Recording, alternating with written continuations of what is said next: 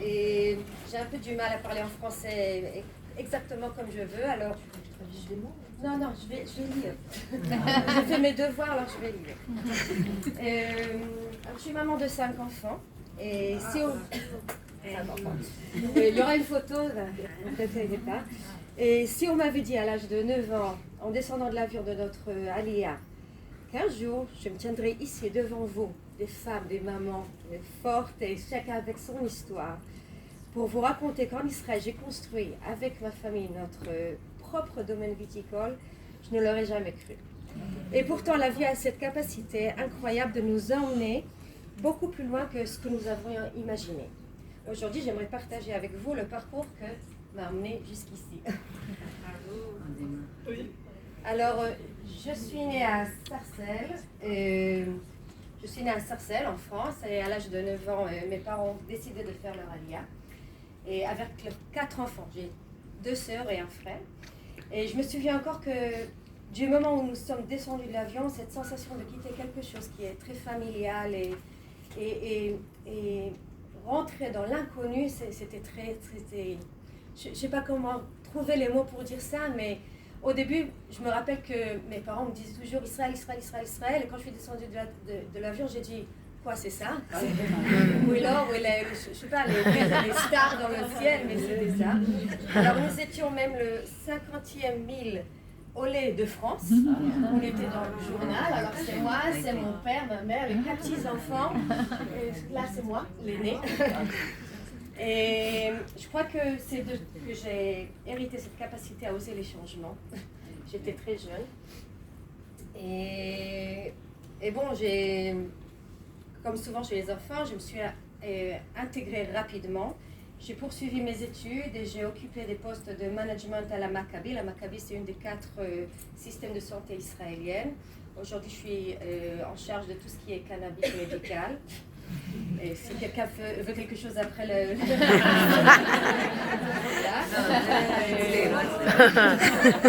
Cette carrière m'a énormément construite. Elle m'a appris à diriger, à gérer la pression, à prendre des décisions et surtout à croire à mes capacités. À cette époque-là, je pensais que ma vie était déjà tracée, que mon avenir ressemblait à quelque chose de très stable et très classique. Entre le numéro 3 et 4, après ma licence de sciences, je me suis mariée avec l'amour de ma vie. Les voilà. Alors on a ici... Alors je connais mon prochain depuis l'âge de 16 ans, on est ensemble depuis l'âge de 16 ans. Nous sommes mariés jeunes et ensemble nous avons construit une famille de 5 enfants. Et voilà, alors on a Abraham, le grand, il a 23 ans. On a Naomi, 21 ans. On a Teila, 19 ans. Elia, 15 ans. Cette photo a été prise quand il avait sa bar mitzvah, alors il avait 13 ans. Enlevé 2 ans de chacun. Et Berry qui a maintenant 10 ans. Et pendant ces années, notre priorité était vraiment simple. On travaillait, élever nos enfants, construire notre maison et remplie de valeur et de chaleur, comme les normales familles. Et puis à l'approche de mes 40 ans, quelque chose a changé. Qui a passé la quarantaine? Vous allez me comprendre.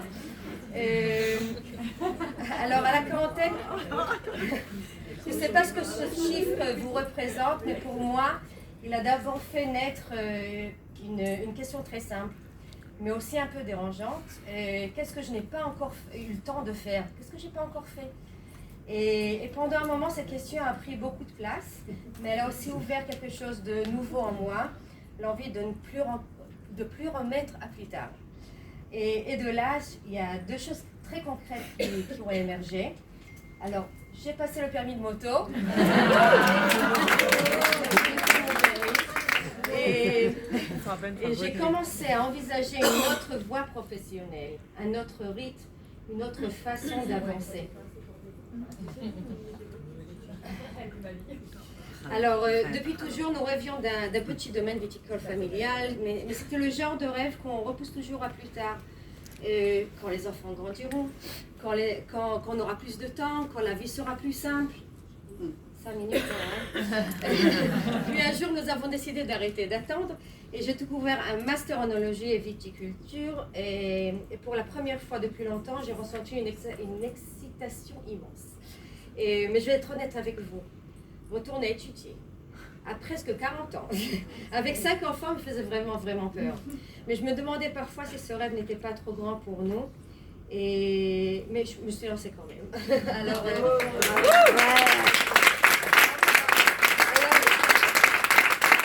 Alors, les études ont été passionnantes, laboratoire, chimie, agriculture, travail dans les vignes. Chaque cours était vraiment un nouveau monde. Mais ce que j'aimais le plus, c'était la sensation de redevenir élève, de découvrir et de me sentir exactement à ma place.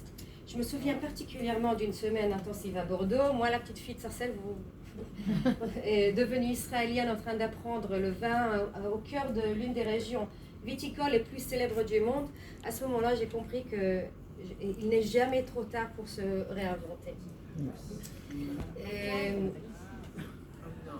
À la fin de mes études, j'ai eu l'opportunité incroyable de rejoindre l'équipe d'œnologues du plus grand domaine viticole du pays.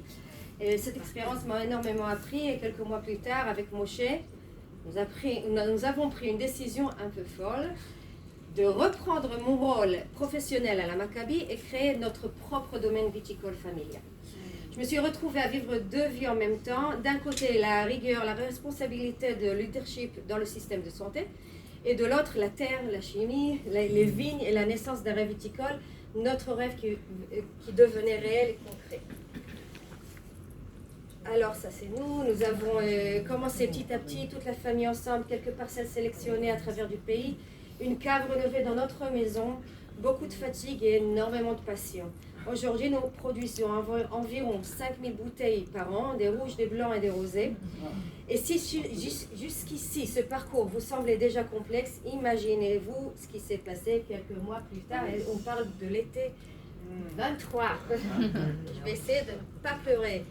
Alors, à partir du 7 octobre, mon chéri, mon mari, Avraham, mon aîné, et Naomi ont été appelés à servir.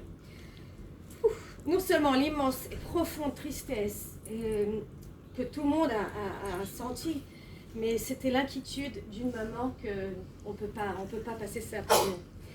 Et parce que les vins dans les barriques et les patients de la Maccabi ont besoin de notre service, et plus important, mes enfants, les petits, ont besoin de moi, on est obligé à trouver nos forces. Et je crois qu'en tant que maman, en tant que femme, on a les forces que personne ne peut les trouver autrement de nous. Et quand on me demande aujourd'hui quel est le secret, je réponds qu'il n'y en a pas vraiment. Et il faut apprendre, il faut travailler dur, il faut accepter les erreurs et surtout rester flexible. Mais s'il y a une chose que mon parcours m'a apprise, c'est celle-ci, choisir le courage plutôt que le confort. Parce que les rêves ne deviennent pas réalité par magie. Ils prennent forme grâce aux petits choix courageux que l'on fait chaque jour. Merci beaucoup.